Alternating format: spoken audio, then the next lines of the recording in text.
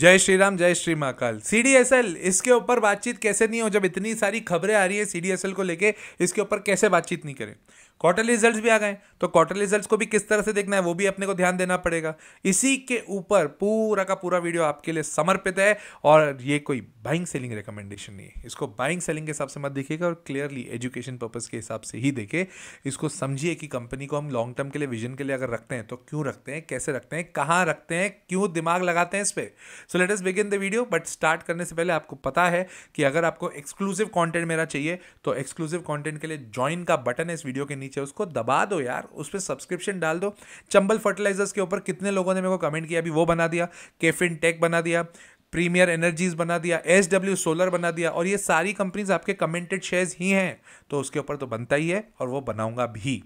Right. सो जैसा कि आप जानते हैं कि जब मैं इस तरह के कोई वीडियो बनाता हूं तो बेटर अंडरस्टैंडिंग को उसको कुछ चैप्टर्स में डिवाइड करता हूं। इसको मैंने 4 चैप्टर्स में डिवाइड किया है। सबसे पहले हम बात करेंगे कंपनी में कुछ न्यूज़ चल रही है मार्केट में, उसके ऊपर कुछ एनालिसिस अलग लेवल पर चल रहा है, उसके ऊपर बात करेंगे। सेकंड हम लोग बात करेंगे कंपनी के फाइनेंशियल्स के बारे में। थर्ड हम बात करेंगे कंपनी के बिजनेस में। और फोर्थ टेक्निकल्स। लास्ट में ये तो बताना जरूरी है कि मैं इन्वेस्ट कर रहा हूं या नहीं, या इन्वेस्टेड हूं या नहीं। खैर, बात लोगों को मालूम है कि मैं इन्वेस्टेड हूं या नहीं।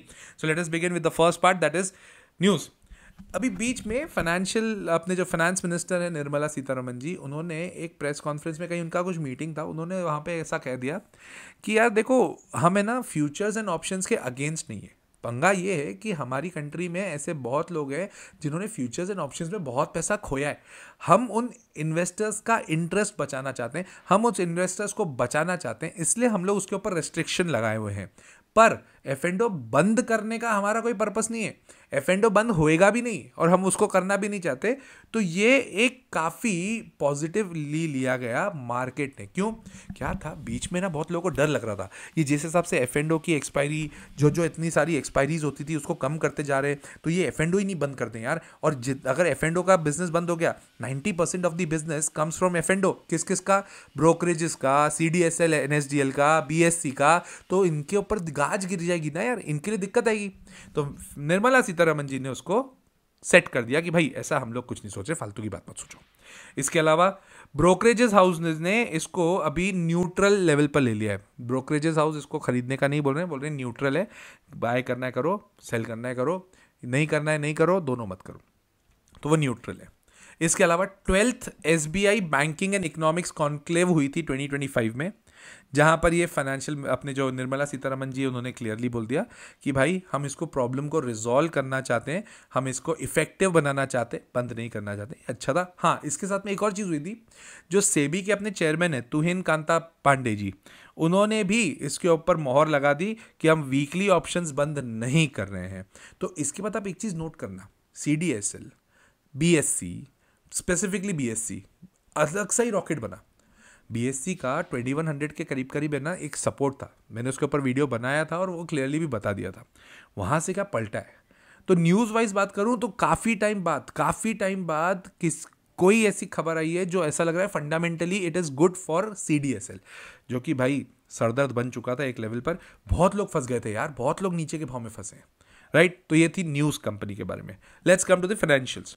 प्राइस अर्निंग रेशियो इसका है 72 का, और एनएसडीएल का जो इसका डायरेक्ट कॉम्पिटिटर है उसका है 67। तो वैल्यूएशन दोनों के नियर टू आजू बाजू सेम है। मार्केट कैपिटलाइजेशन भी दोनों का नियर टू सेम तो नहीं है। अगर मैं सीडीएसएल की बात करूँ तो 32,400 करोड़ का है और एनएसडीएल का 23,000 करोड़ का है। वैल्यूएशन अभी दिक्कत वाली बात नहीं दिख रही है मेरे को, वैल्यूएशन तो मेरे को नहीं दिख रही दिक्कत। अब आ जाते हैं अपन फाइनेंशियल्स के ऊपर, क्योंकि भाई साहब नंबर्स भी आए।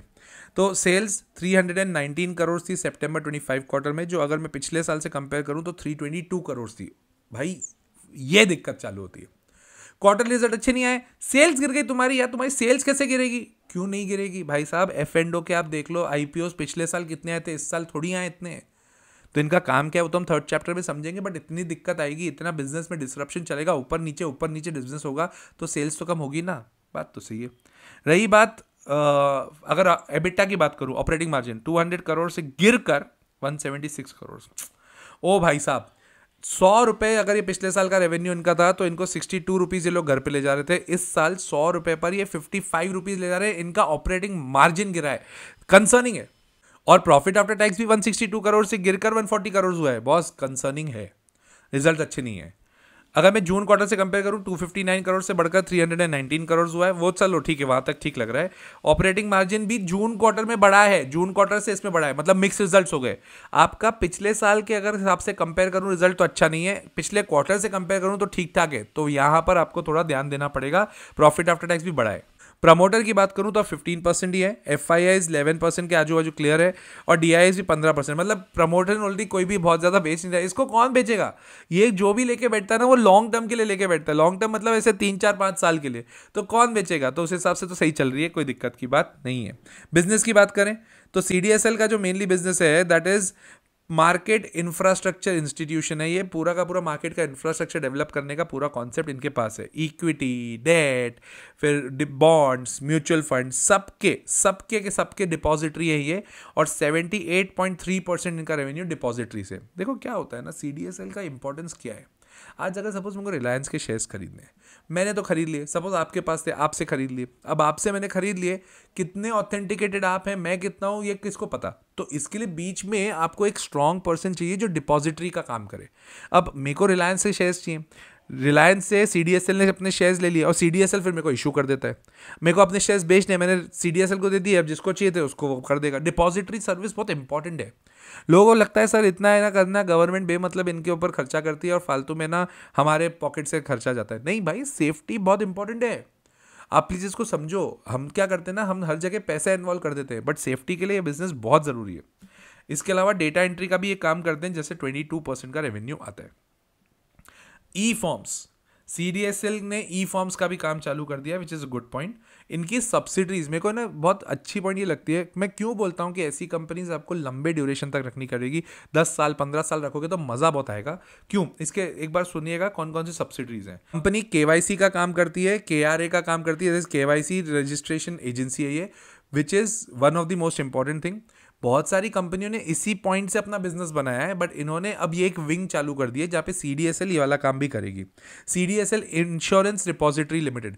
आज की तारीख में अगर आपको LIC से इंश्योरेंस चाहिए तो आप क्या करते हो, एक वो पूरा एक बड़ा सा डॉक्यूमेंट आता है जिसको हम पॉलिसी बोलते हैं, वो संभालना पड़ता है। अब वो भी एक डीमैट फॉर्म में करवा देंगे, जो कि चल रहा है, काफ़ी स्ट्रांगली चल रहा है। ये वाला जो कॉन्सेप्ट है बहुत तेज़ी चल रहा है, और उसके CDSL बहुत स्ट्रॉन्ग कॉम्पिटिटर है कि ये सारे के सारे इंश्योरेंसेज ये अपने नाम पे ले लेंगे।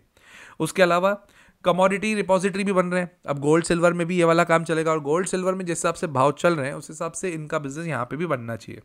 ONDC में इन्होंने इन्वेस्टमेंट किया है 100 करोड़ रुपए का।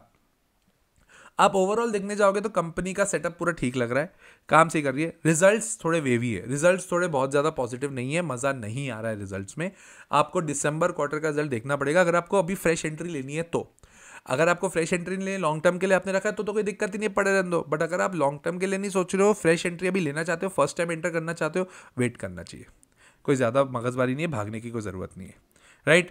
आ जाते हैं अपन टेक्निकल्स पे। 1560 से 1450 ये दो इनके स्ट्रॉन्ग सपोर्ट्स हैं। अगर ये टूटते हैं तो दिक्कत आएगी।